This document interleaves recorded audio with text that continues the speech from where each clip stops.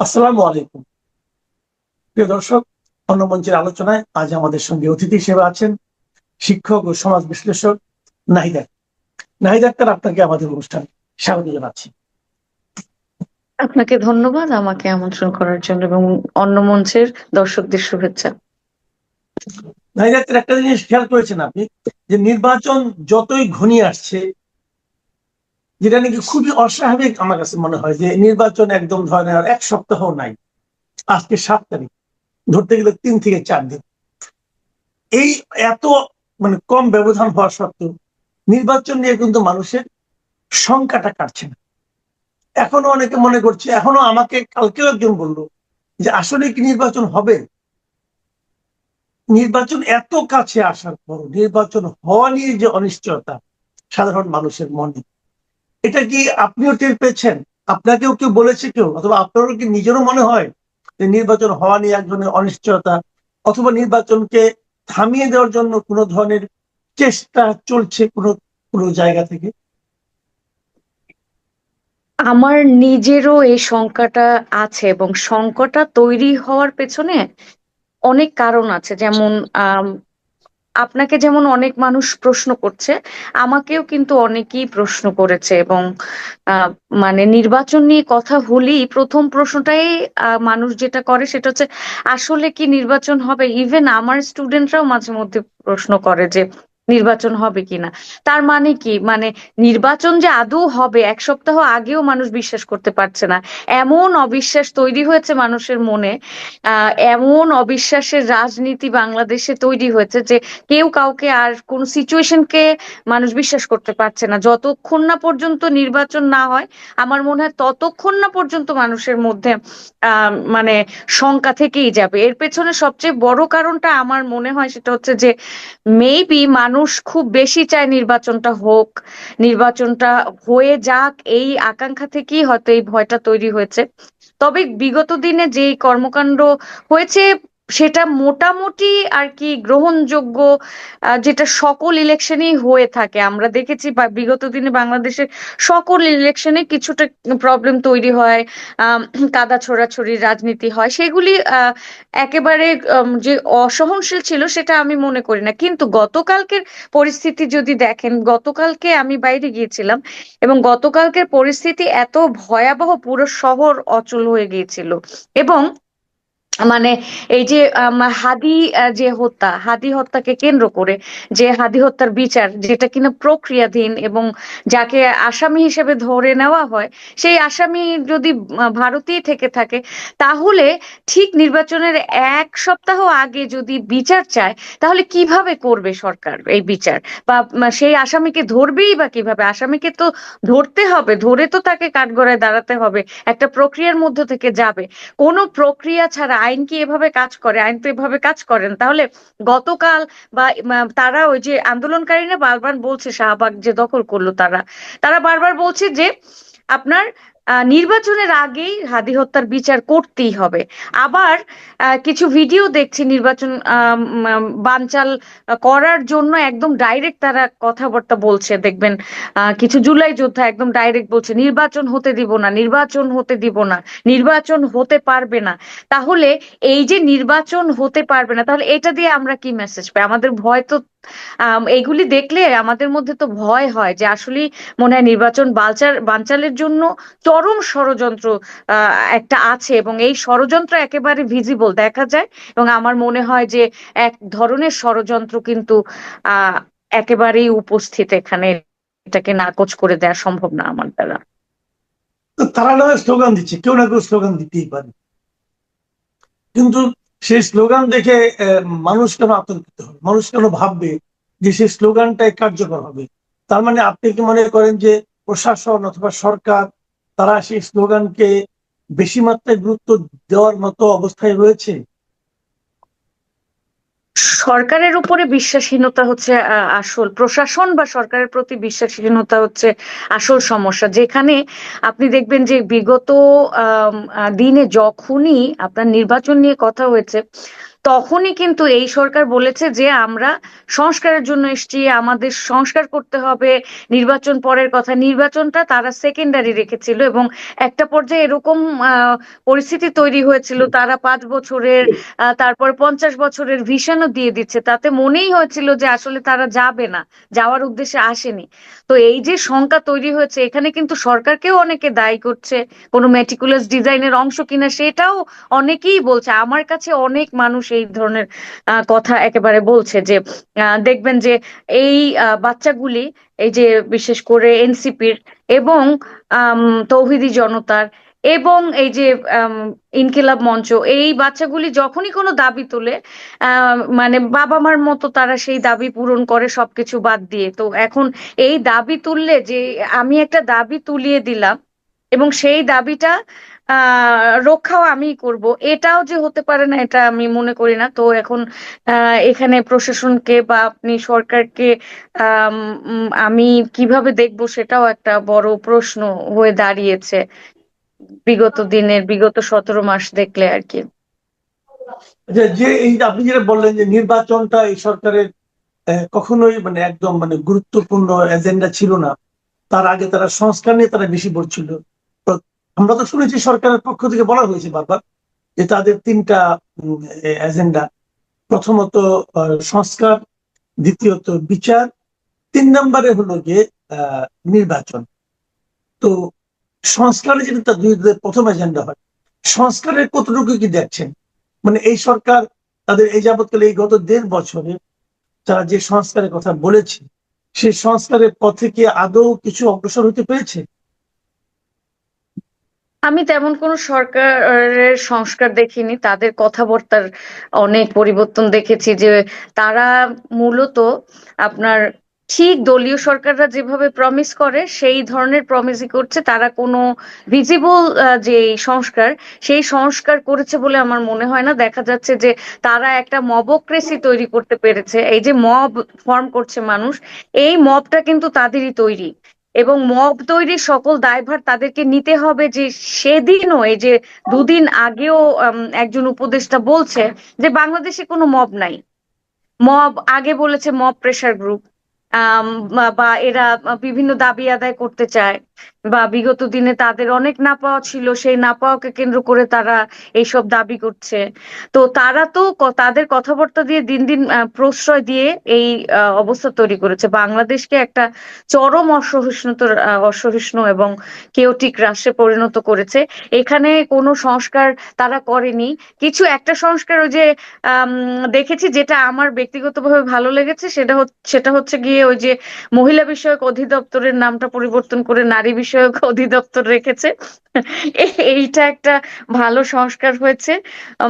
এছাড়া কথাবার্তায় বাংলাদেশে মানে যে একটা ইন্টারিম গভর্নমেন্টও যে এত প্রমিস করতে পারে, লং টার্ম ভিশন দিতে পারে, বা সব ম্যান্ডেট আছে এসবও বলতে পারে, এবং নির্বাচনটাকে হচ্ছে থার্ড স্টেপে রাখতে পারে, সেইটা কিন্তু আগে শুরুতে বুঝিনি। মানুষ অনেক বিশ্বাস করে বসিয়েছিল যে এরা নন পলিটিক্যাল, মানে এদের কোনো নির্দিষ্ট একটা আইডিওলজির মানুষ না, সুতরাং এরা মনে হয় সত্যিকার অর্থে কিছু করবে। কিন্তু তাদের যে প্রতিহিংসা পরায়ণতা যেটা দেখেছি, যেই পরিমাণ প্রতিহিংসা মানে রাজনীতি বা কথাবার্তা তারা করেছে বলেছে, সেটা কোনো অংশেই কোনো দলীয় সরকারের থেকে কম কাদা ছোড়াছুড়ি না। সুতরাং আমার কাছে এগুলি কোনো সংশয় মনে হয়নি। এখন বাংলাদেশের রাস্তায় বের হলে আপনি ভালো করে মানে হাঁটতে পারবেন না। এইখানে মানে কোন দিকে আপনি যাবেন, এইখানে মানুষ বসছে, ওইখানে মানুষ বসছে, এই একটার পরে মব। এইটা কোনো সংস্কারের আমি কিছু দেখিনি আসলে ব্যক্তিগতভাবে। যাই হোক, এই অবস্থাতেও তো নির্বাচন এগিয়ে আসছে। আমাদের হয়তো প্রত্যাশা মিটেনি কারো কারো, আবার কারো কারো হয়তো অতিরিক্ত মিটে গেছে। তার মধ্যেও নির্বাচন তো আর হাতের কাছে একদম। আপনার কি ধারণা যে নির্বাচনটা আসলে কেমন হতে যাচ্ছে? আপনি কি নির্বাচনে কোনো ধরনের সহিংসতা অথবা কোনো অন্য কোনো ঝামেলা হতে পারে বলে আশঙ্কা করছেন? জি, বাংলাদেশের রাজনৈতিক বিহেভিয়ার যদি পর্যালোচনা করেন বা বিগত দিনের ইতিহাস দেখেন, তাহলে বাংলাদেশের সবসময় মানে ইলেকশন বা নির্বাচনকে ঘিরে এক ধরনের সহিংসতা বিভিন্ন জায়গায় তৈরি হতে আমি দেখেছি। আমার এলাকায় একবার আমি গোলাগুলি পর্যন্ত দেখেছি। তখন আমি খুব ছোট ছিলাম। তো এখন এখনকার অবস্থাটা একেবারেই ভিন্ন বিগত সকল সময়ের থেকে। এখন সবার উদ্দেশ্য হচ্ছে যে কোনো উপায়ে মিথ্যা প্রমিস করে বেহেশতের টিকিট দিয়ে, পাসপোর্ট দিয়ে, বা যে কোনো ধরনের ইশতেহার কথাবার্তা বলে তারা মানে ক্ষমতায় যাবে। এখানে কিন্তু জনগণ না, তারা বারবার বলছে জনগণ জনগণ, জনগণের কিচ্ছু নাই। এখানে একমাত্র উদ্দেশ্য হচ্ছে ক্ষমতায় যাওয়া। তো এই ক্ষমতায় যেহেতু যাওয়া উদ্দেশ্য এবং ক্ষমতা কেন্দ্রিক রাজনীতিটাই সবচেয়ে মুখ্য, সে সেহেতু আমার মনে হয় যে এরা কোনো না কোনো সমস্যা বা কেওস যে কেউ তৈরি করতে পারবে, এই জন্য যে কিছুদিন আগে একজন সিল নিয়ে ধরা পড়েছে। তো এখানে ইলেকশন ইঞ্জিনিয়ারিং চেষ্টা করা হবে। আবার শুনেছি বলছে যে এমন ভাবে লাইন করবে, সকালবেলা যে লাইনে আগে দাঁড়িয়ে যাবে জামাতের লোকজন, যাতে মানে এবং একটা দেরি করে করে অনেক সময় নিয়ে যাতে তারা ভোট দেয়, যাতে কালক্ষেপণ হয় এবং বিএনপির লোকজন যেতে না পারে। তো এই ধরনের পরিস্থিতি যদি সত্যি সত্যি ক্রিয়েট হয়, তাহলে তো ওখানে বসে মারামারি লাগবে। সুতরাং এই আহ এই যে মানে চরিত্র, বাংলাদেশের যে পলিটিক্যাল বিহেভিয়ার মানুষের, সেটা খুবই আর কি আহ, আপনার প্রবলেমেটিক। এবং এইটা যদি বলবৎ থাকে, প্রশাসন খুব শক্ত হাতে মেনটেন করতে না পারে, যেটা কালকে মোটামুটি দেখেছি যে প্রশাসন খুব স্ট্রং ভূমিকা নিয়েছে। তো প্রশাসনের ভীষণ স্ট্রং ভূমিকা নিতে হবে আপনার, আইন শৃঙ্খলা বাহিনীর, এখানে পুলিশ বা আর্মি, যাদেরই নামায় তাদের খুব সিরিয়াস ভূমিকা এবং সৎ ভূমিকা নিতে হবে। এখানে বলা হচ্ছে মানে একদল আরেক দলকে কিন্তু বলছে যে ইলেকশন ইঞ্জিনিয়ারিং বা আহ, একটা স্পেসিফিক দলকে জেতানোর জন্য কাজ করছে। সবাই কিন্তু এই ব্লেমটা দুই পক্ষই করছে। তো এই জিনিসটাকেও কিন্তু একেবারে আমি নেগেট করে দেই না। আমার কাছেও মনে হয় এই চেষ্টাটা থাকবে, এবং এই চেষ্টাটা থাকবে বলেই প্রবলেম তৈরি হওয়ার সম্ভাবনা আছে। আচ্ছা, আপনি একটা কথা, এটা আমার শেষ প্রশ্ন, আমরা আলোচনা শেষ করব। আপনি একটা কথা বললেন যে পলিটিক্যাল পার্টিগুলো যারা নির্বাচনে অংশ নিচ্ছে তারা তাদের ইশতেহার ঘোষণা করছে অলরেডি, সবাই তো করেই ফেলেছে। ইশতেহারে তারা মিথ্যা মিথ্যা প্রমিস করছে, মানুষকে লোভ দেখাচ্ছে। তো কোন ধরনের প্রমিস গুলো আপনার কাছে মিথ্যা মনে হলো অথবা বাড়াবাড়ি মনে হয়েছে, যেটা নাকি বাস্তবায়নযোগ্য নয় বলে মনে হয়েছে আপনার কাছে? অলরেডি দুটো, আমি যদি প্রথম দুটো দলের কথা ধরি, জামাত ইসলাম এবং বিএন, দুটো দলের কোন প্রমিস গুলো আপনার ভালো লেগেছে, অথবা কোনগুলি মনে হয়েছে যে এটা বাস্তবায়ন করা যাবে না, অথবা কোনগুলি যদি খারাপ লেগে থাকে সেগুলি কোনগুলি? আম বিএনপির যে ইশতেহার, বিএনপির ইশতেহারে কি থাকবে সেই একই বক্তব্যগুলি তারেক রহমান কিন্তু প্রথম থেকে এসে দিয়েছিলেন। তো ওনার অধিকাংশ আহ, ইশতেহারই আমার কাছে ভালো লেগেছে, দুই একটা জায়গা ছাড়া। মানে উনি স্বাস্থ্য বিষয় নিয়ে আলোচনা করেছেন, শিক্ষা, কৃষি, আম, পর্যটন, তারপরে আপনার কারিগরি শিক্ষা, যেটা অত্যন্ত গুরুত্বপূর্ণ। শিক্ষক হিসেবে আমি বলবো যে বাংলাদেশে সবার নলেজ বেসড এডুকেশনের দরকার নাই। বাংলাদেশে কিন্তু গণমানুষের দরকার হচ্ছে কারিগরি শিক্ষা, তাকে একটা স্কিল শেখানো, সেটার প্রতি উনি অনেক মানে আহ, মানে ফোকাস করতে চায়। That's very good. এবং উনি ইনভেস্টমেন্ট বাড়াতে চায়। ইনভেস্টমেন্ট বাড়ানোর থেকে ভালো কিছু কিন্তু নাই, কারণ ইনভেস্টমেন্ট বাড়ালেই কর্মসংস্থান হবে, এবং কর্মসংস্থান বাড়ানোর এই প্রক্রিয়াটা আমার কাছে খুব ভালো লেগেছে। উনি বরেন্দ্র প্রকল্প মানে এবং কৃষির মানে উন্নতি বা ওই যে সেই সবের জন্য যে খাল খনন প্রক্রিয়া যেটা, সেটাও আমার কাছে ভালো লেগেছে। এবং স্কুলে ট্যাবলেট দেওয়া, উনি এডুকেশনের প্রতি অনেক বেশি ইম্পর্টেন্স দিয়েছেন। এবং প্রবাসীদের যে কার্ড, প্রবাসীদের প্রতিও একটা ফোকাস এসছে। এবং পলিসি মেকিং নিয়ে উনি কথা বলেছে যে পলিসিটা উনি ধীরে ধীরে করবে, হুট করে পরিবর্তন করবে না। তো এবং ওনাদের মূল লক্ষ্য হচ্ছে কর্মসংস্থান, যেটা আমার ভালো লেগেছে। ইভেন উনি ক্লাইমেট নিয়েও কথা বলেছেন। আম, কিন্তু উনি একটা জিনিস বলেন, সিন্ডিকেট, যে বিশাল সিন্ডিকেট বাংলাদেশে, এই সিন্ডিকেট ভাঙা নিয়ে আসলে কেউই কোনো কথা বলছে না।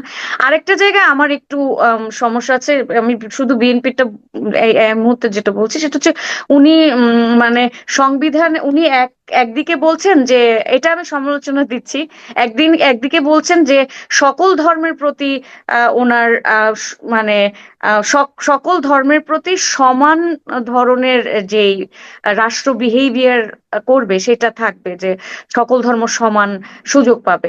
তাহলে সেটা তো সেকুলারিজম। তাহলে উনি যদি সেকুলারিজমকেই প্রমোট করে, যেটা উচিত, যেখানে ধর্মীয় যে রাইট, সেই ধর্মীয় রাইট গুলি বলবৎ হবে, মানুষ নিজ নিজ ধর্ম সঠিকভাবে পালন করতে পারবে, সেটা একদিকে বলছে। আবার বলছে যে সংবিধানে, মানে বিগত সরকারের সমালোচনা করতে গিয়ে যে গত ফ্যাসিস্ট তারা হচ্ছে সংবিধান থেকে বিসমিল্লাহির রহমানির রহিম বাদ দিয়ে দিয়েছেন, ওটাকে আমরা বলবৎ করব। এখন দেখেন, আমাদের দেশে নানান ধরনের মানুষ বসবাস করে, ক্ষুদ্র নৃগোষ্ঠী, বিভিন্ন ধর্মমতের মানুষ, বিভিন্ন ধার্মিক নিধার্মিক, একটা স্পেসিফিক ধর্মে যেহেতু তারা মানে এখানে সংখ্যায় বেশি, সুতরাং সংখ্যাধিক্যকে আম, প্রাধান্য দেওয়া এটা কোনো ডেমোক্রেটিক প্রক্রিয়া না। Democracy is about mass population, এটা ট্রু, কিন্তু ডেমোক্রেসি কখনো অন্য ধর্মের মানুষকে মানে ইনক্লুড করে না, এটা বলা যাবে না। অন্য ধর্মের মানুষকেও ইনক্লুড করতে হবে। তাহলে যেই দেশে বিভিন্ন ধর্মের মানুষ বসবাস করে, সেই সংবিধানটা সেকুলার থাকা অত্যন্ত গুরুত্বপূর্ণ। সেখানে এরকম ধর্মীয় এবং বিশেষ একটা ধর্মের যে একটা মানে বাক্য দিয়ে শুরু করা, সেটা সেটাতে অনেক আমার কাছে মনে হয় যে সেখানে আম, মানে সেকুলার একটা যে সোসাইটি, কালচারাল একটা সোসাইটি, সেটা তৈরি করতে উনি ব্যর্থ হবেন। এবং উনি ওই যে সেন্টার থেকে সেন্টার রাইটে বারবার যেতে থাকবে, এবং বিএনপি যদি সেন্টার রাইটে বারবার যেতে থাকে, তাহলে বিএনপির ওই যে বিএনপির প্রতি আসলে বিএনপি দেশ কিভাবে চালাবে সেটা নিয়ে একটা সন্দেহ তৈরি হয়। আর জামাত যেটা বলছে, জামাতের ব্যাপারগুলি হচ্ছে গিয়ে খুবই রেটোরিক্যাল। উনিও ওই বিএনপি যে সমস্ত বিষয় নিয়ে কথা বলেছে, কর্মসংস্থান, এই সমস্ত ঠিক এগুলি তো সবাই বলেছে, এগুলি ওনারাও বলেছে, কিন্তু জামাতের একটা জিনিস আপনি দেখবেন, তারা যে মেইন মূল যে বক্তব্য সেটা হচ্ছে যে আহ নৈতিক সমাজ তৈরি করা, নৈতিক সমাজ গঠনে। এখন নৈতিকতা তো কোনো অবজেক্টিভ ট্রুথ না। আপনার নৈতিকতা আর আমার নৈতিকতা তো এক না, নৈতিকতা তো সাবজেক্টিভ। যেমন জামাত একটা ধর্মভিত্তিক দল, তাদের নৈতিকতা হচ্ছে একটা নির্দিষ্ট আহ ধর্মকে কেন্দ্র করে ওই ধর্মে যে সমস্ত বিষয় নৈতিক আছে সেগুলি নৈতিকতা।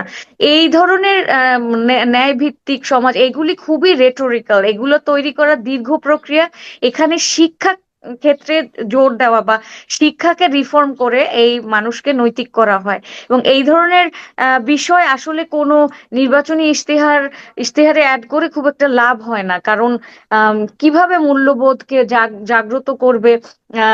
ওনার মূল্যবোধ তো ভিন্ন, ওনার মূল্যবোধটা একটা একটা নির্দিষ্ট কমিউনিটি কেন্দ্রিক। তো উনি, তার মানে কি উনি কি একটা নির্দিষ্ট কমিউনিটির মূল্যবোধকে ফোকাস করে সবার উপরে চাপিয়ে দিবে?